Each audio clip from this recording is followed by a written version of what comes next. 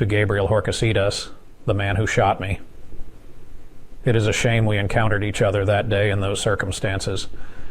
In another life, we probably could have been friends. I believe in forgiveness. Those words weren't spoken by a survivor. They came from a man who had been dead for over 3 years. AI just crossed a line that few saw coming, bringing the dead back to speak at their own murder trials. The legal system, religion, grief, technology, all collided in one Arizona courtroom just days ago. And it's forcing us to ask, what happens when AI lets the dead confront their killers? 2021, Chandler, Arizona, a red light, 2 strangers. Chris Pelkey, 37, a devout Christian and Army veteran, steps out of his vehicle during what police called a road rage incident. As he approaches the other car, Gabriel Horcasitas pulls a gun, fires. Chris Pelkey dies on the street, another tragic, senseless gun death that should have ended there. But 3.5 years later, in a courtroom, something unprecedented happens. Chris Pelkey appears, on screen, to deliver his own victim impact statement. In another life, he says to his killer, we probably could have been friends. In another life, we probably could have been friends. That wasn't a recording. That was an AI resurrection. The woman behind it, Chris's sister, Stacy Wales. All I kept coming back to was, what would Chris say? She told reporters. So she and her husband collected over 40 videos and audio recordings of Chris, fed them into an AI model, trained it not just on his voice but his values, his speech patterns, his essence.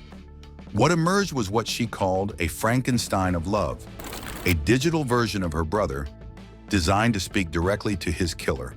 This wasn't a statement read by a grieving family member. This was Chris, or something like him, speaking, forgiving, reflecting through the machine. The courtroom went silent. People cried.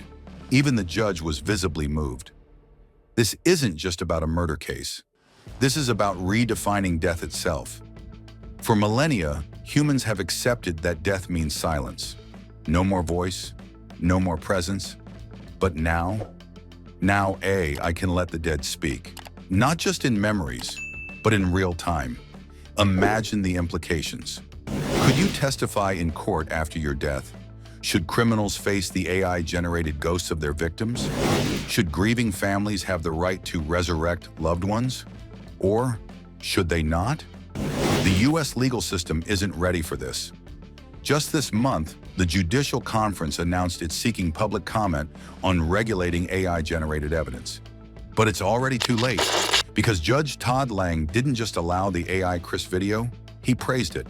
I love that AI, he said. I feel that forgiveness was genuine.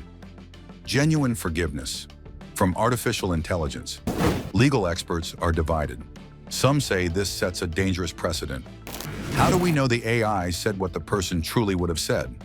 Others argue it's the most powerful tool for healing we've ever had. Religious leaders are conflicted. Does this disrupt the natural order or offer comfort the living desperately crave? Tech ethicists say we're entering uncharted waters. One researcher called it the beginning of digital resurrection rites. But none of that matters as much as how it felt to Chris's family.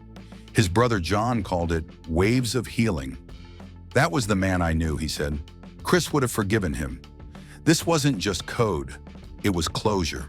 But I have to ask, would I want this? If someone I loved was killed, would I want a machine to speak for them? Would it feel like comfort or like betrayal? And what about consent? Chris Pelkey never agreed to be digitally recreated. His family says this is what he would have wanted, to forgive, even in death. Maybe they're right. In another life, we probably could have been friends. That's something no living victim could ever say to their killer. So now I ask you, would you want an AI version of yourself to speak after you're gone? What would you want it to say? Should courts allow this? Or have we crossed a line that shouldn't be crossed? Drop your thoughts in the comments. This isn't just about murder or AI. This is about life, death, justice, memory. Gabriel Horcasitas was sentenced to 10.5 years in prison, facing not just a grieving family, but a digital ghost. As AI advances, the line between life and death gets blurrier. We're not just watching it happen, we're deciding what should happen. Because technology doesn't define what it means to be human, we do. This is AI Odyssey. Subscribe, and let's navigate this strange, powerful frontier together.